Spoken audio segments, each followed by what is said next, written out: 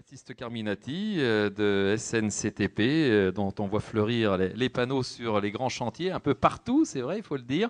Alors vous qui êtes effectivement donc une PME qui œuvrait régulièrement, ME plutôt que PME d'ailleurs, hein, qui œuvrait sur un peu tous les terrains, sur tous les projets, les grands travaux, comment ça se passe concrètement? C'est difficile quand même de rentrer sur ces marchés?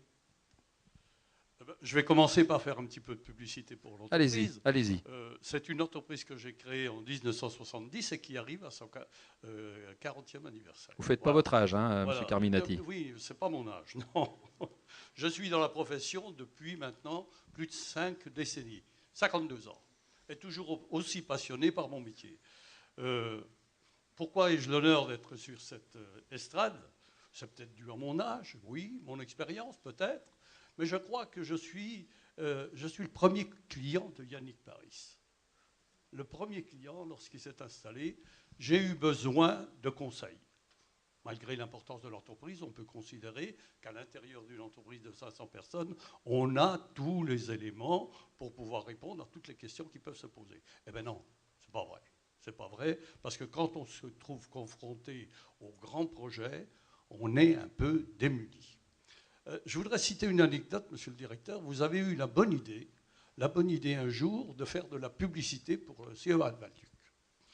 Vous avez lancé une information à laquelle j'ai assisté, il y a de ça 2 ans et demi, 3 ans, 2007 je crois, où vous avez essayé de sensibiliser les entreprises petites et moyennes. Et j'ai été sensibilisé au problème, sensibilisé pour 2 raisons.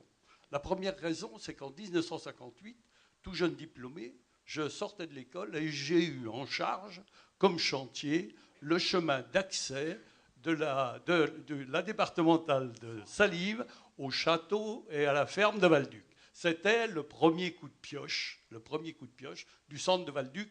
Je pense qu'à l'époque, vous ne pensiez pas à l'énergie nucléaire. Pas tout à fait.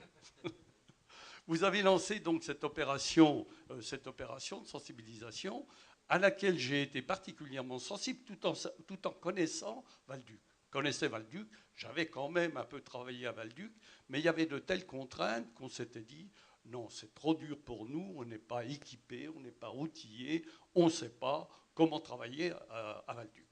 Je vous cite un exemple, quand vous rentrez à Valduc, monsieur le directeur, on n'y rentre pas la fleur au fusil, les mains dans les poches en disant c'est moi qui arrive, ouvrez-moi les portes. C'est pas du tout ça. Et heureusement, dit-il, oui.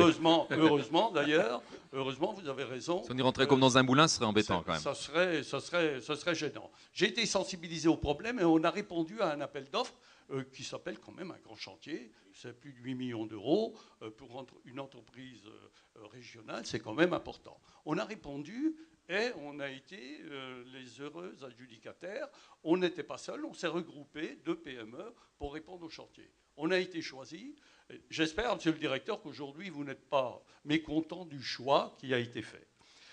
Ça prouve un peu les difficultés qu'on peut avoir, nous, PME, quand on participe aux grands projets. Il y a des grands projets qui sont lancés en ce moment, le tram, voilà, d'autres grands projets à Valduc. Il est impossible qu'une PME puisse participer toute seule. Ce n'est pas possible. On est trop petit pour des chantiers de cette importance. Alors, qu'est-ce qu'on fait? Alors, pendant des années, moi, les grands groupes, je les avais en horreur. C'était ceux qui allaient nous manger. Donc, il n'était pas question que je m'associe avec eux.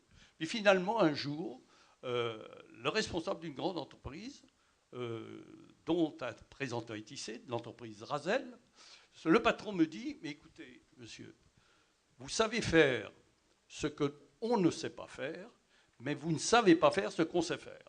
Et quand on additionne les deux, on a une complémentarité qui est excellente. C'était une sage réflexion.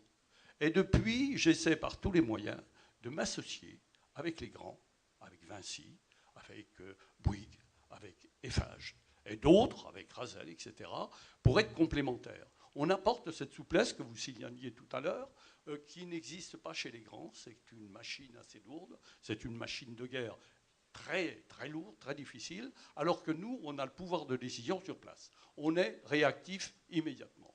Et c'est l'avantage qu'on apporte à ces grands groupes. On a réalisé des ouvrages tels que 3 lots sur le LGV Paris-Strasbourg, un lot sur le LGV Rhin-Rhône. On a réalisé la station d'épuration de Dijon-Longwy. Oui, c'est des grands chantiers. Mais il est vrai qu'on rencontre quand même des fois quelques difficultés financières.